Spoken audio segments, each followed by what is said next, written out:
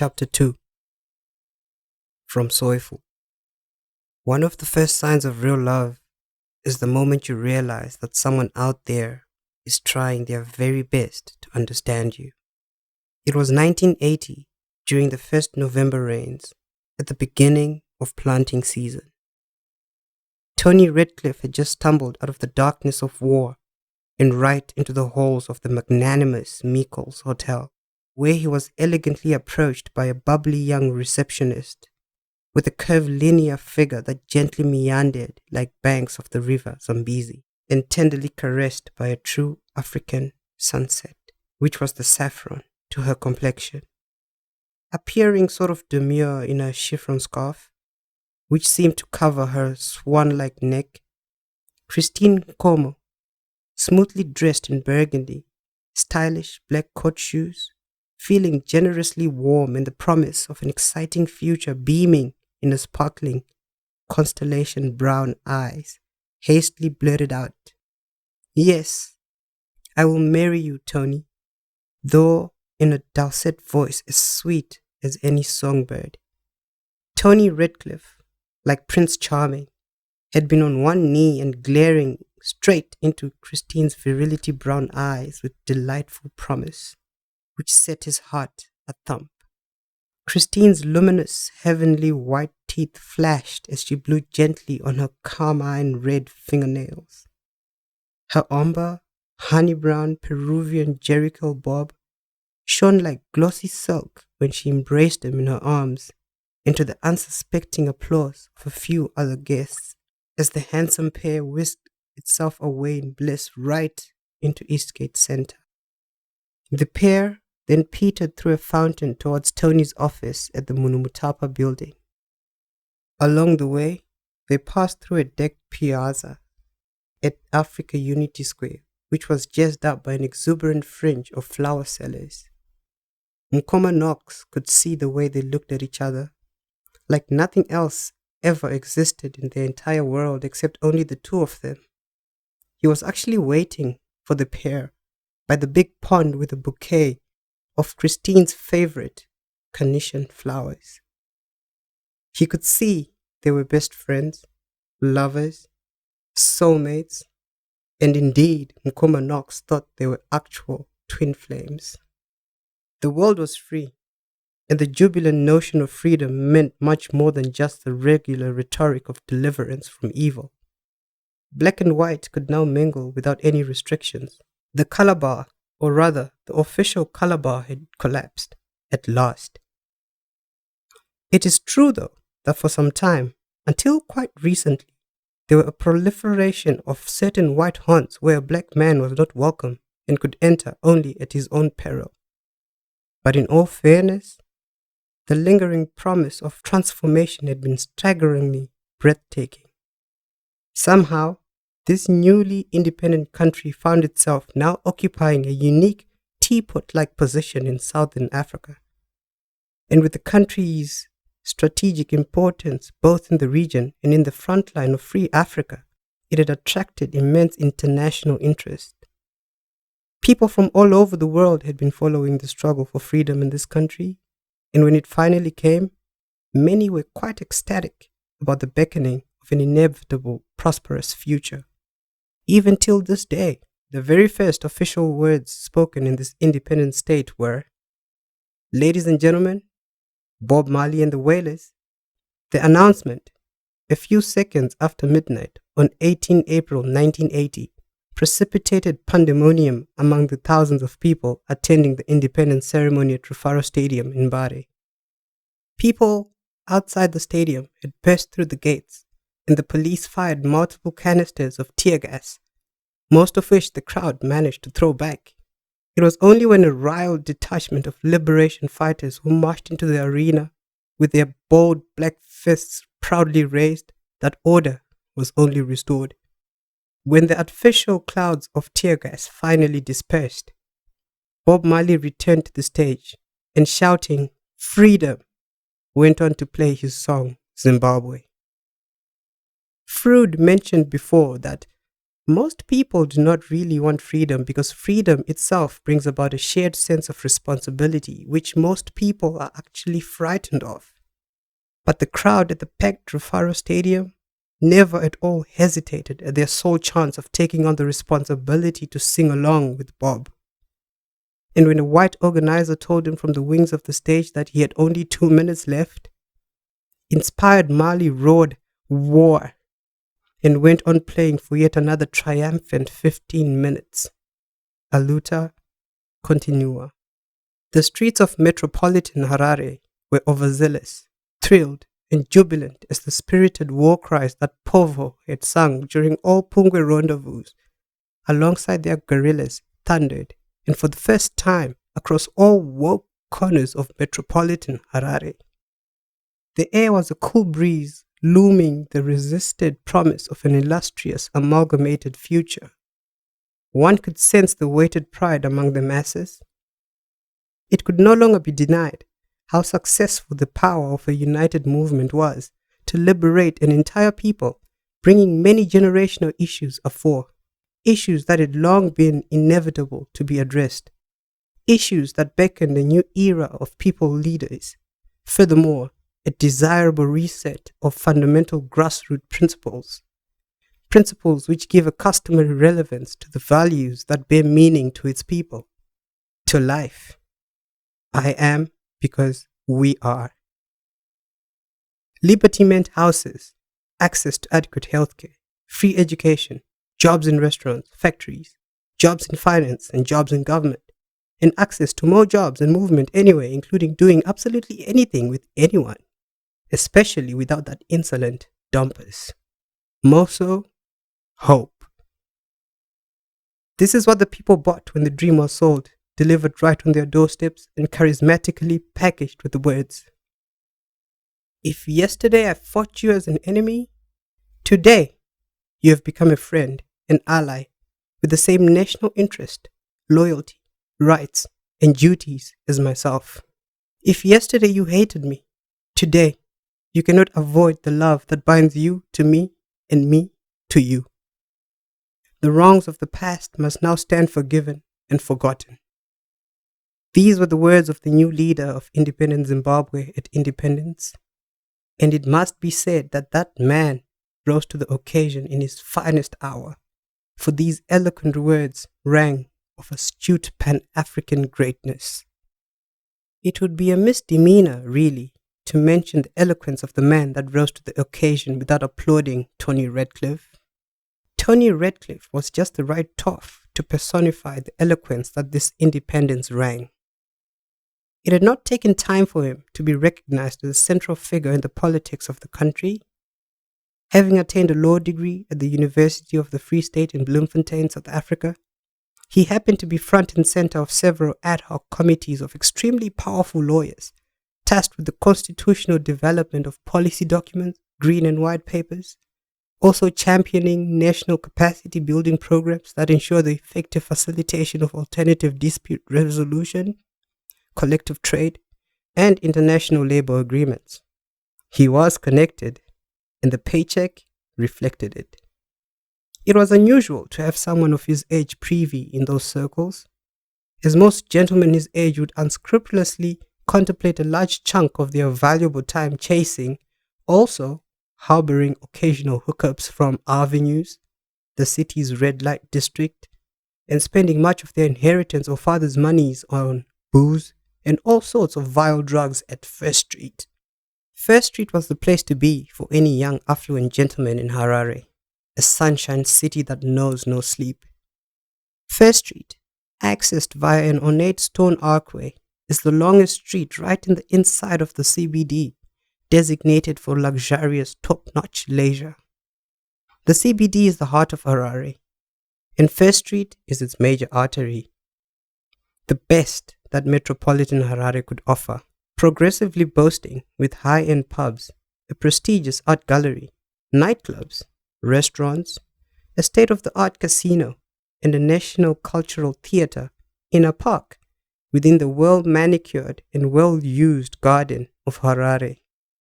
During daylight, The street is full with people visiting the interesting shops and cafes that line up the street.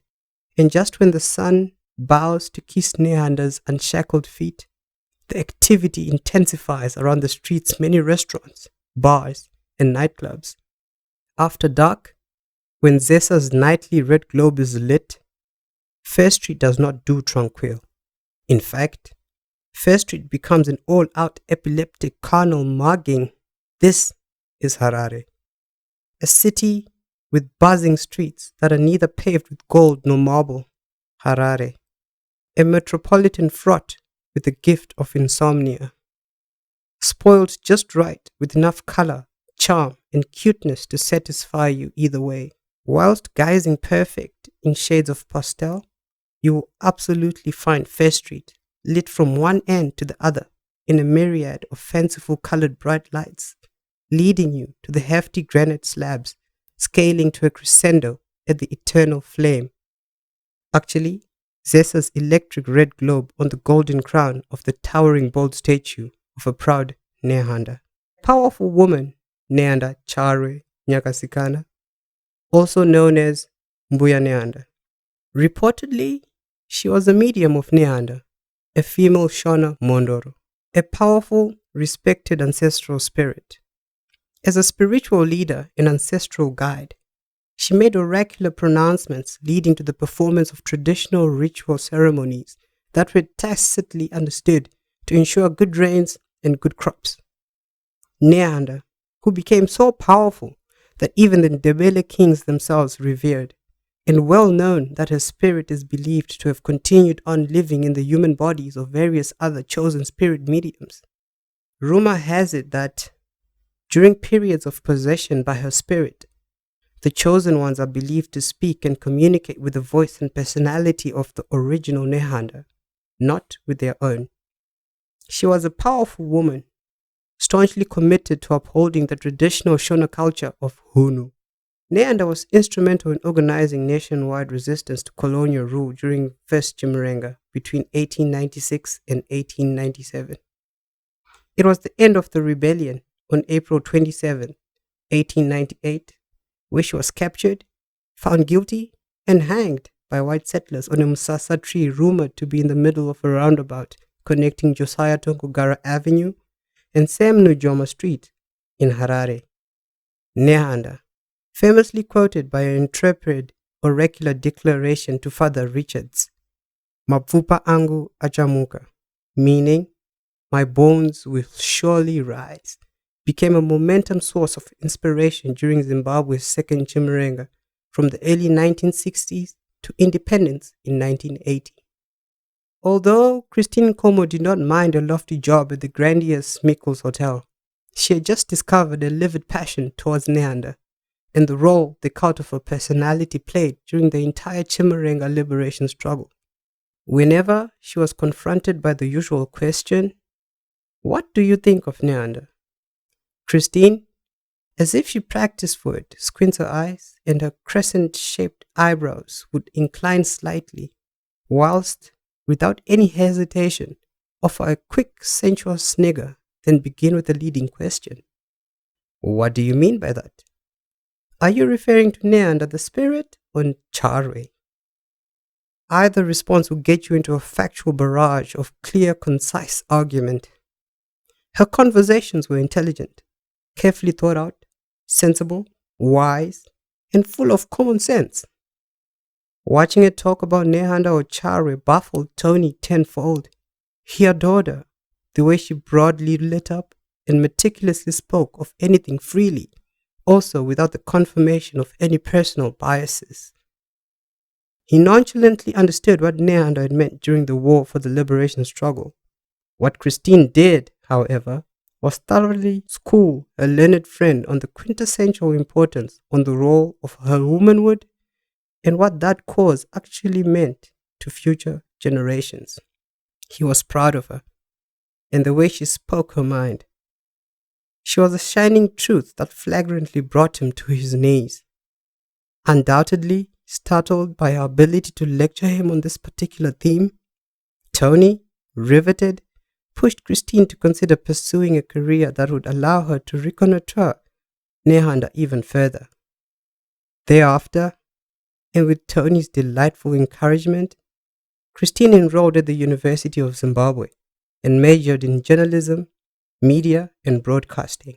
Not to say by chance, but she was one of the very first few recipients of a pilot government grant meant to empower more women of color to pursue careers of their own post-independence, a tribute to Nehanda. Christine made the most of her education at university and went on to get a master's in journalism. She believed that reading alone in a room at sunset with windows open whilst the wind embraced her skin was probably the closest best thing next to a cure for the human condition. With the right touches, the right flair, the right line at the right time, within a few years after she started writing a column, in order to gain greater credibility and insight, she had gotten herself a master's in criminology, and it served her well.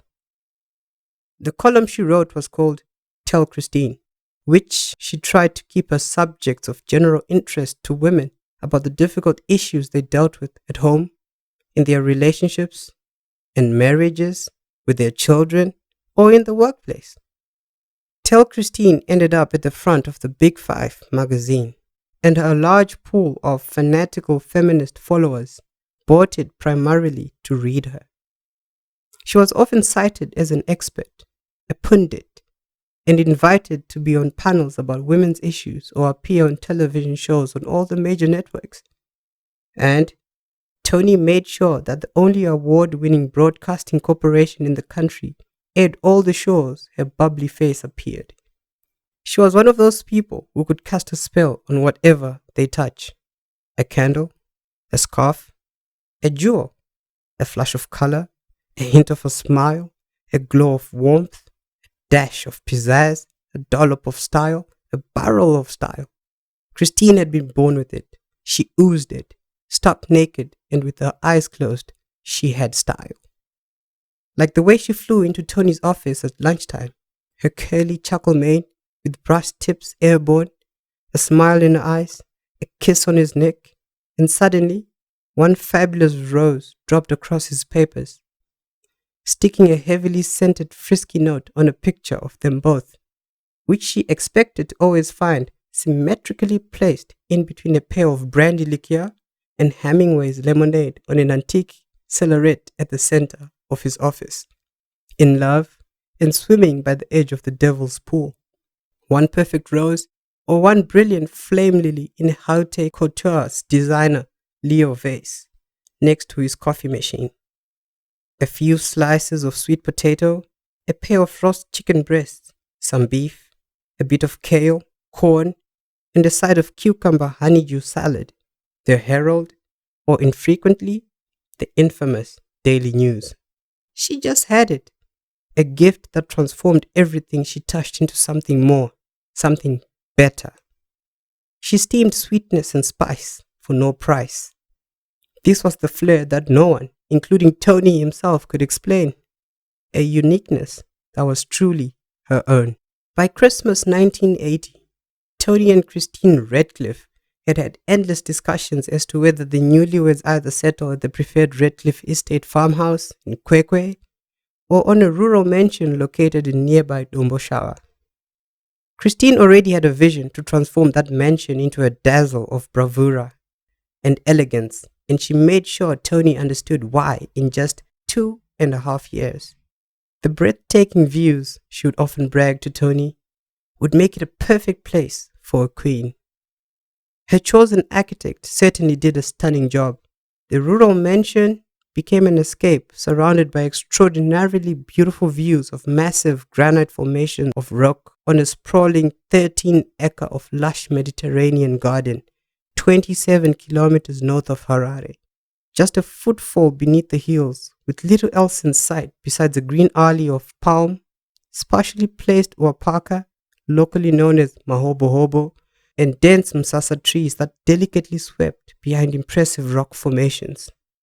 The rural mansion promised peace, privacy, and space for quiet contemplation.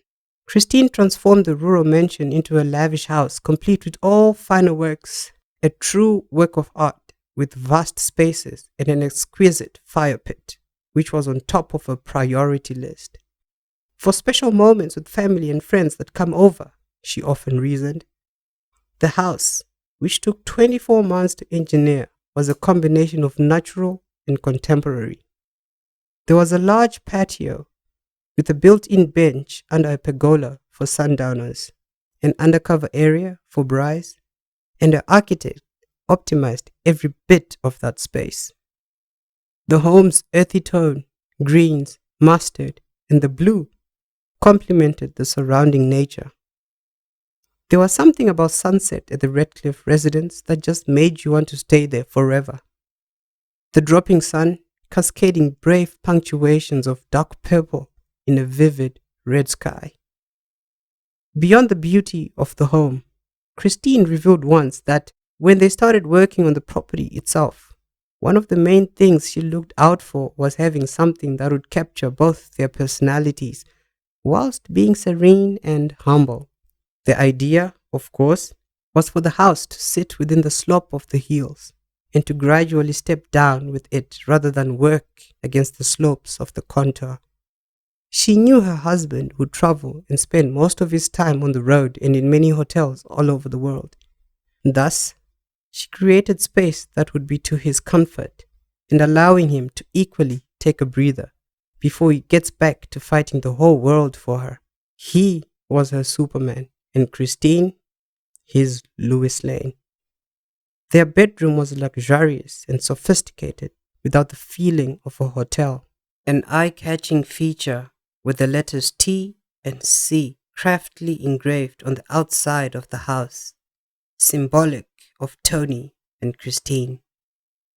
The home was their sanctuary, and Christine ensured that they both inspired it.